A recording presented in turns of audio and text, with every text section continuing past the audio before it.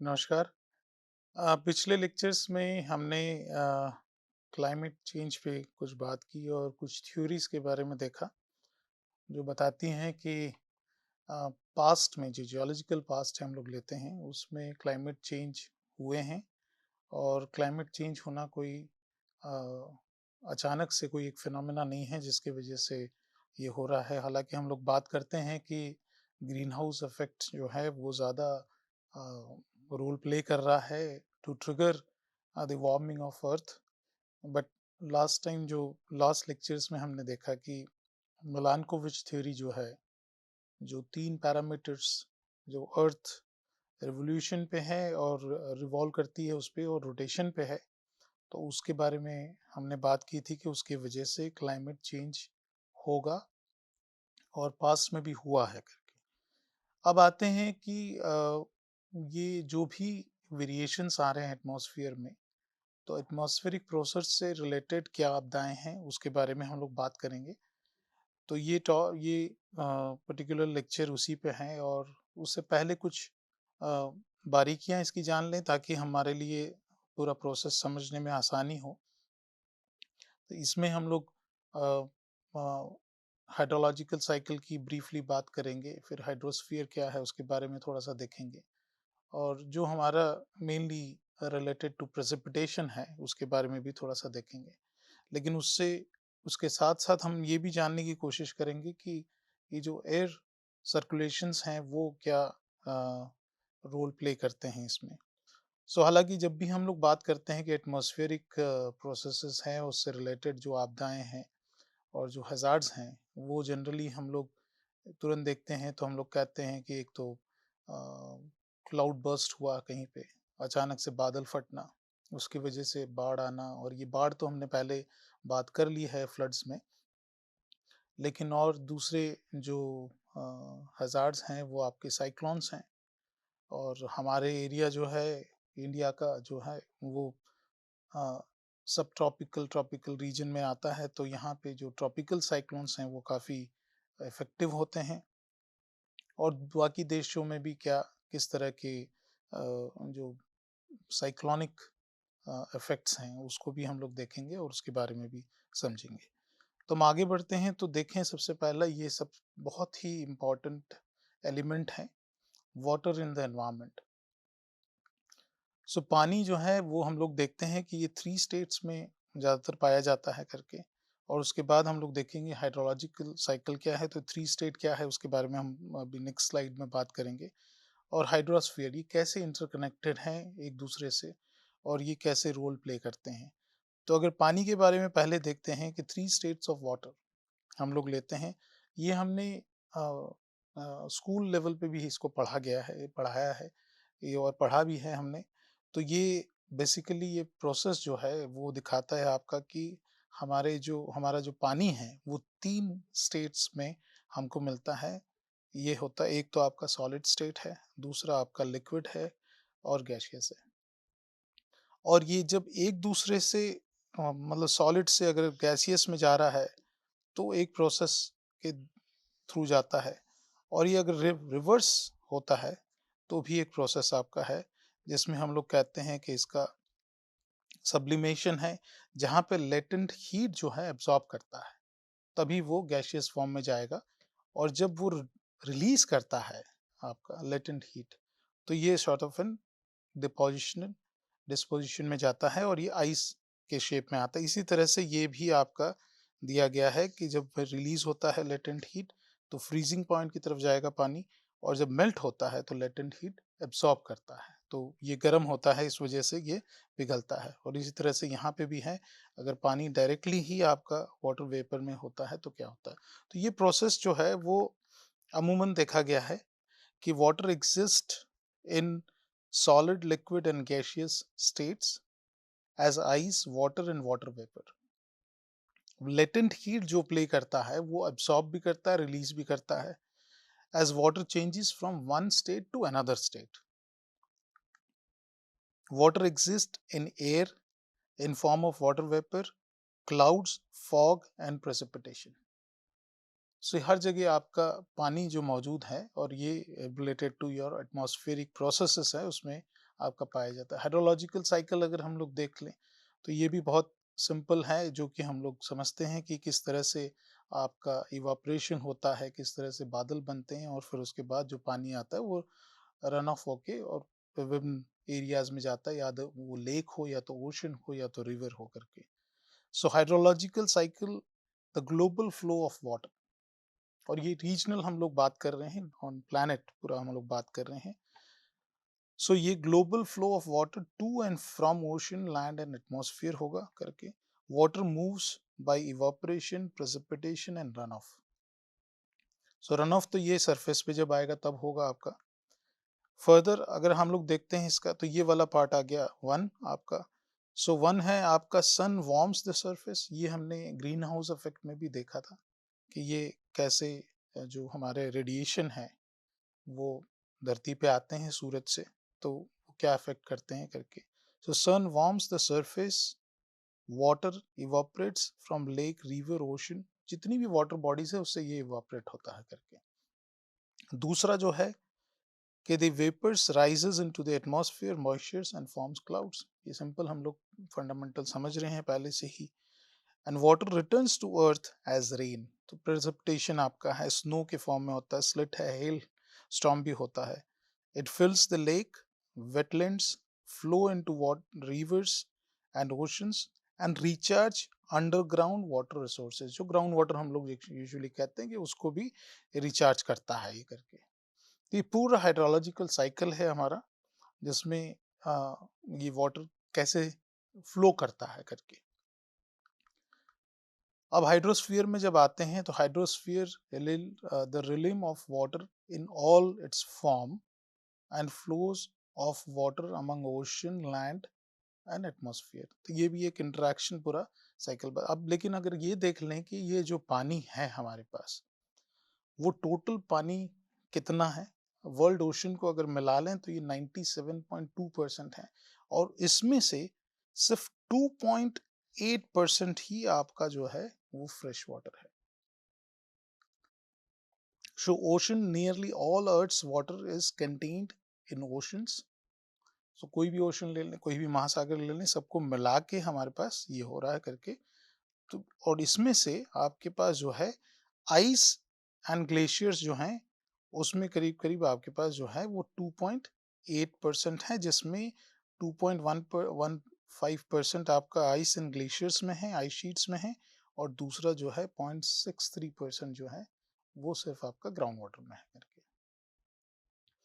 Further, surface water includes lakes, tiny fraction of the water world. बहुत ही कम हिस्सा है जिसका हम लोग कहते हैं कि वो सरफेस पे अवेलेबल है, जो फ्रेश वाटर हम लोग बात करते हैं।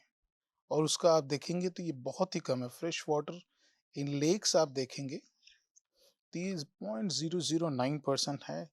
सॉइल के अंदर आप देखेंगे तो आपके पास 0.005% है। स्ट्रीम्स में तो बहुत ही कम है करके 0.0001% है। सो एटमॉस्फेरिक वाटर जो है हम लोग कहते हैं, सो वो ये है आपका पॉइंट आपका है 001% of total water, vital driver of weather and climate. तो ये सिर्फ और सिर्फ यहाँ का महत्व यह है कि हम सिर्फ 0.001% जो है वो एटमॉस्फेरिक वाटर है, और ये एटमॉस्फेरिक वाटर हमारे वेदर्स को और क्लाइमेट जो चेंज होता है उसको अफेक्ट करता है पूरा।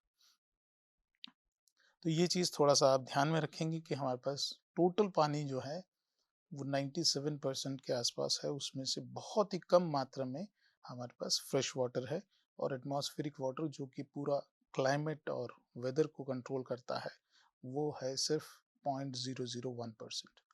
अब जब हम लोग बात करते हैं, ये बहुत ही अमूमन कॉमनली हम लोग ये चीज़ों की बात होती है कि यार आज ह्यूमिडिटी बहुत ज़्यादा है, आज बारिश होने की संभावनाएं हैं कि नहीं है, ये सब चीज़ें इससे बहुत रिलेट होती है। तो इसके बारे में थोड़ा सा जानते हैं कि रिलेटिव ह्यूमिडिटी क्या होती है, स्पेसिफिक ह्यूमिडिटी क्या है, और ड्यू पॉइंट टेम्परेचर क्या है। ड्यू पॉइंट टेम्परेचर हम लोग ज़्यादातर बात करते हैं जब सर्दियों के मौसम में, और गर्मियों के मौसम में और जब गर्मी और बारिश के बीच का होता है वहाँ पे हम लोग ह्यूमिडिटी की बात करते हैं ज़्यादातर। तो ये टेम्परेचर कैसे कंट्रोल कर रहा है इसके बारे में, और टेम्परेचर इस पे कैसे इफेक्टिव होता है उसके बारे में थोड़ा सा बात कर लेते हैं। अब ह्यूमिडिटी क्या है? The amount of water vapour present in the air. अब ये डिपेंड करता है टेम्परेचर पे। Warm air can hold more water vapour than cold air. तो ये चीज पता है, लेकिन आप इसको ध्यान में रखिएगा कि जो वार्म एयर है it holds more water vapour than cold air. Cold and dry air in arctic regions, ये आर्टिक रीजन्स में जाए यहाँ बिल्कुल ठंडा है करके, ह्यूमिडिटी में बी ऑलमोस्ट जीरो, कुछ भी ह्यूमिडिटी आपको नहीं मिलेगी, कोल्ड एंड ड्राई एयर होगा तो करके।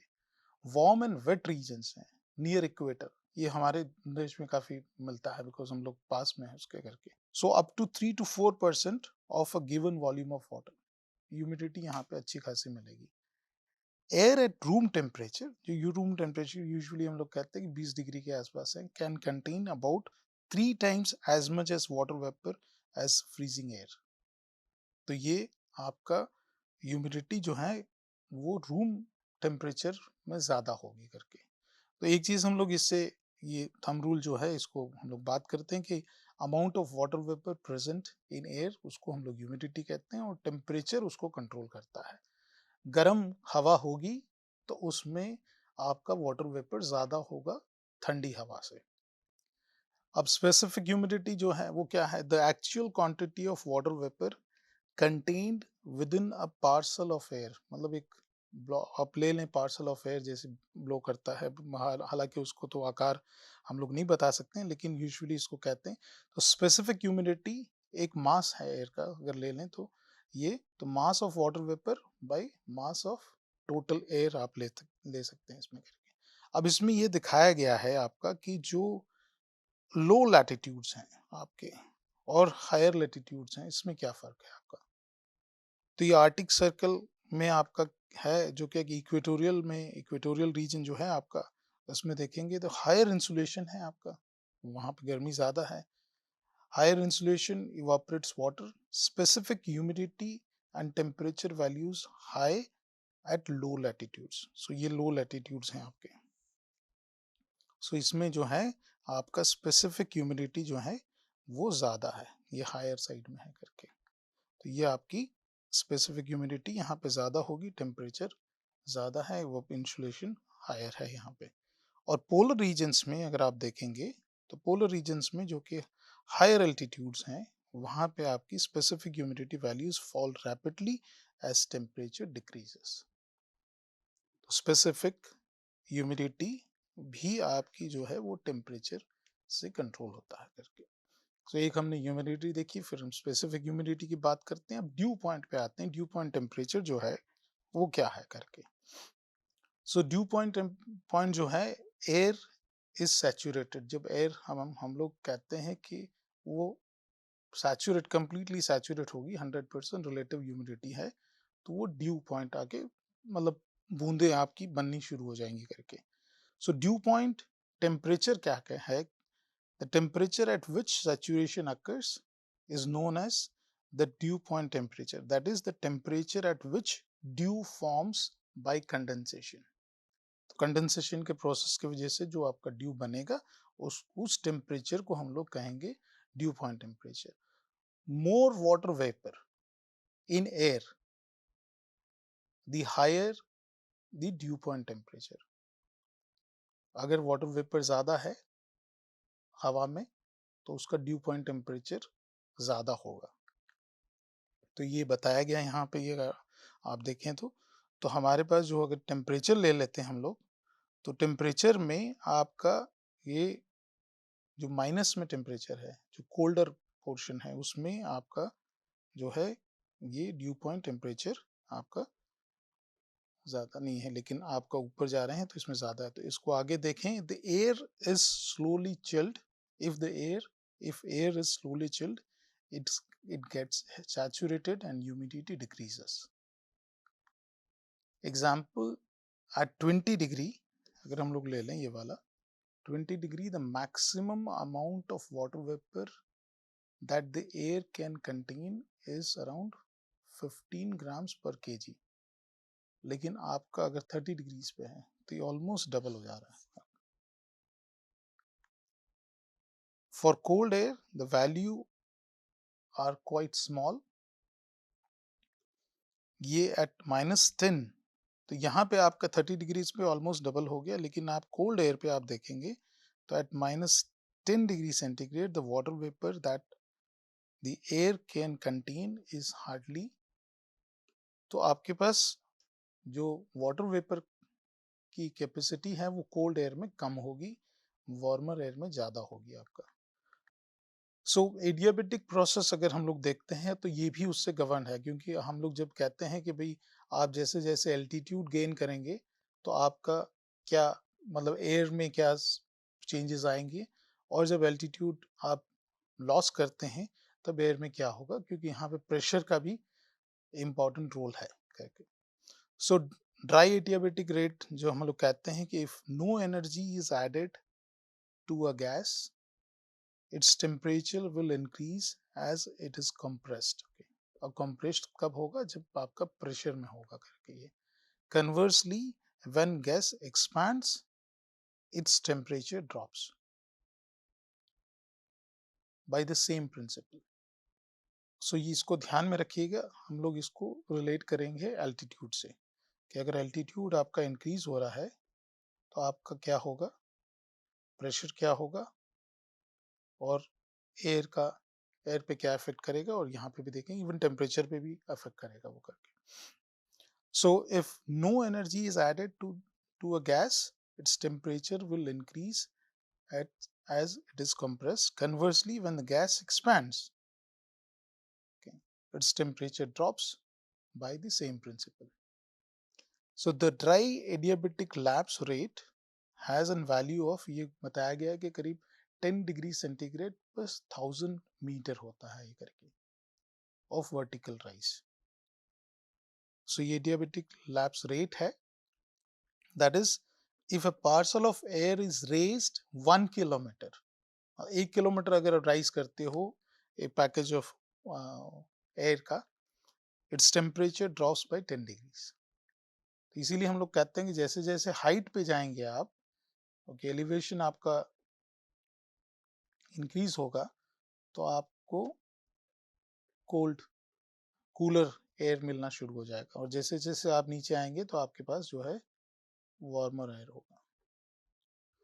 सो ये चीजें इस पे बात करता है. Conversely, an air parcel that descends, मतलब नीचे आ रहे हैं हम लोग, विल वार्म, गर्म होना शुरू होगा हवा, और वो भी इसी रेट से होगी जो ड्राई एडियाबेटिक लैप्स रेट है, 10 डिग्रीज पर 1000 मीटर्स, मतलब ऑलमोस्ट मोटा मोटा 1 किलोमीटर हो गया आपका. This is dry rate because no condensation occurs during this phase, this process. Condensation इसमें नहीं हो रहा है, सिर्फ आपका जो है वो वार्म हो रही है एयर करके. सो मॉइस्ट जब होगा तो इसमें आपका मॉइस्ट रेट में आपका वो भी होगा, और यहाँ पे आपका ड्यू पॉइंट जो होगा वो will come in picture. So as air parcel moves upward, its temperature drops. At the dry adiabatic, ये तो हमने देखा होगा कि however that the dew point temperature changes slightly with elevation. Instead of remaining constant, it falls at dew point lapse rate इसका 1.8 degree centigrade पर 1000 metre होगा, यानी 1.8 डिग्री सेंटीग्रेड पर किलोमीटर होगा आपका. Two effects occur at this stage. First, आपका जब uplift हो रहा है, जब ऊपर जा रही है हवा, is being cooled, ऊपर जा रही है, हवा ठंडी हो रही है, by the reduction of atmospheric pressure. So इसका जो हम बात कर रहे थे कि इफेक्ट जो है, एक तो एटमॉस्फेरिक प्रेशर रिड्यूस होगा, second it is being warmed by the release of latent heat from condensation. जो पहले हमने एक स्लाइड देखी थी कि आपका कंडेंसेशन जब हो रहा है तब आपका लेटेंट हीट रिलीज होगा. तो लेटेंट हीट जो है वो यहाँ पे आएगा और उसकी वजह से ये इसको स्लाइटली वार्म करेगा करके। The cooling effect is stronger because ये ऊपर जा रहा है, हवा प्रेशर कम हो रहा है आपका और ये हवा ठंडी हो रही है। So the air will continue to cool as it is uplifted, ऊपर जा रही है। However the release of latent heat, क्योंकि ये प्रोसेस जो है हमने देखा जो आइस से आपका वाटर वेपर में जा रहा है या तो आपका पानी आपका जो है वो या तो आइस जो है वो पानी बन रहा है, तो लेटेंट हीट जो रिलीज हो रही है उसकी वजह से ये वो प्रोसेस को स्लो डाउन करेगा। और ये क्या है, however the release of latent heat slows down the cooling rate. This cooling rate for saturated air is the moist adiabatic lapse rate, and that ranges between 4 and 9 degree centigrade per 1000 meters। Normally हमने क्या देखा था, जो dry वाला है वो ये है, लेकिन आपका लेटेंट हीट वाला जो है तो वो ये आपका मॉइस्ट एडियाबेटिक लैप्स रेट जो है उसको रिड्यूस करता है और ये 4 डिग्री से 9 डिग्री के आसपास आ जाता है। तो ये सिंपल फंडामेंटल है जिस पे हम लोग चर्चा कर रहे थे और जिसके बारे में बात कर रहे थे कि आपका rising of air and sinking of air में क्या आपका फर्क पड़ेगा। और ये काफ़ी अच्छे एक डायग्राम से इसको बताया गया है कि आपकी जब एयर राइज करेगी तो ये एटमॉस्फेरिक प्रेशर डिक्रीज होगा आपका और आपका एल्टीट्यूड जो है इंक्रीज हो रहा है यहाँ पे। तो एयर क्या हो रहा है, एयर जो है आपका एक्सपांड कर रही है, यहाँ पे एक्सपांशन के साथ साथ कूल भी हो रहा है। और सो राइजिंग जो पार्ट है वो एक्सपेंशन करेगा और कूल करेगा, और सिंकिंग जो होगा उसमें क्या होगा, एटमॉस्फेरिक प्रेशर जो है वो इंक्रीज हो रहा है, आपका प्रेशर बढ़ रहा है एज एल्टीट्यूड डिक्रीजेस। और इसके साथ साथ जो क्या होगा कि एयर जो होगा वो कॉन्ट्रैक्ट होगा, कंप्रेस होगा आपका, और वो वार्मर होगा आपके पास। सो ये डायग्राम जो है यहाँ पे इससे भी ये भी बताया गया कि जैसे आपका ये कूल होगा जैसे जैसे ऊपर जाएगा, हायर एल्टीट्यूड का है ये, और ये जो है यहाँ पे आपका जैसे नीचे आएगा ये वार्म होगा, टेम्परेचर इसका बढ़ेगा। तो ये डायग्राम आप अगर याद रखेंगे तो आपका जो चीज़ें जो बात कर रहे थे हम लोग काफ़ी हद तक ये क्लियर हो जाएगा। तो जैसे ऊपर जा रहे हैं हम लोग राइजिंग, तो ये कूल हो रहा है बिकॉज ये एक्सपेंशन है आपका यहाँ पे, और जैसे नीचे आ रहे हैं कॉन्ट्रैक्ट हो रहा है, कंडेंस हो रहा है और कंप्रेस हो रहा है, और ये आपके पास वार्मर है बिकॉज आपका प्रेशर जो है वो इंक्रीज हो रहा है यहाँ। अब आते हैं कुछ बातें जो एटमॉस्फेरिक प्रेशर के बारे में बात करने करके। तो मेजरिंग एयर प्रेशर, दूसरा air pressure and altitude. So atmospheric pressure जो है we leave at the bottom of vast, because हम लोग एक पूरा कैनोपी टाइप बना हुआ है जो कि आपका एटमॉस्फेयर है, और वो हम लोग ये कह सकते हैं कि बहुत बड़ा एयर का गुब्बारा है या तो ओशन है जिसके अंदर हम लोग रहते हैं करके। The atmosphere exert pressure because of gravitational pull. Atmospheric pressure is produced by the weight of column of air above a unit area of the earth surface। ये हम लोग जो यूजुअली बात कर रहे थे कि मास की, जो हम लोग मास के बारे में बात करें एयर का। सो एट सी लेवल क्या है, at sea level about 1 kg of air presses down on each square centimeter of the surface। okay, so ये 1 kg per सेंटीमीटर स्क्वायर है। द बेसिक मेट्रिक यूनिट जो है वो पास्कल है आपका इसका, और atmospheric pressure is also measured in bars and milli bars में भी होता है इसका करके। Standard sea level atmospheric pressure जो है वो करीब करीब आपका 1013.2 मिली बार्स है, सो नियर अबाउट आपका 1000 मिली बार्स है standard sea level atmospheric pressure. और इसको मेजर करने के लिए जो इंस्ट्रूमेंट यूज किया जाता है उसको कहते हैं हम लोग बैरोमीटर। अब एयर प्रेशर की बात करें जैसे हम लोग बात कर रहे थे कि भई जो जैसे-जैसे आपका एल्टीट्यूड बढ़ रहा है तो एयर प्रेशर जो है वो आपका कम होता जाता है, लेकिन जैसे आप नीचे धरती की तरफ आते हैं, प्रेशर बढ़ता है करके। तो आप ये देख भी सकते हैं कि ये जो एक्स एक्सिस पे है, यहाँ पे आपका प्रेशर दे रखा है मिली बार्स में, और ये एल्टीट्यूड आपका जो है ये किलोमीटर्स में दे रखा है यहाँ पे।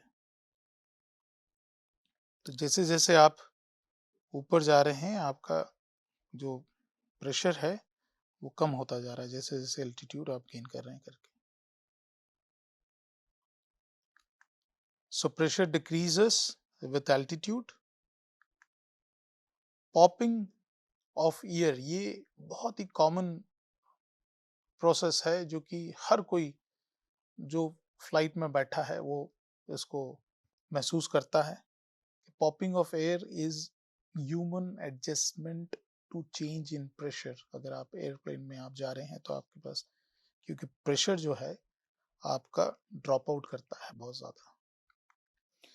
तो हम लोग यहीं पे रुकते हैं आज के लिए, और कल फिर और चर्चा करेंगे एटमॉस्फेयर के प्रोसेस के बारे में, और फिर हैज़ार्ड उससे क्या रिलेटेड है करके, तो उस पे हम लोग बात करेंगे। सो ये चीज़ें आप थोड़ा-सा ध्यान रखिएगा जब भी आपको नोट्स मिलते हैं, तो एटमॉस्फेयर के बारे में थोड़ा-सा पढ़ लीजिएगा। Thank you so much. नमस्कार।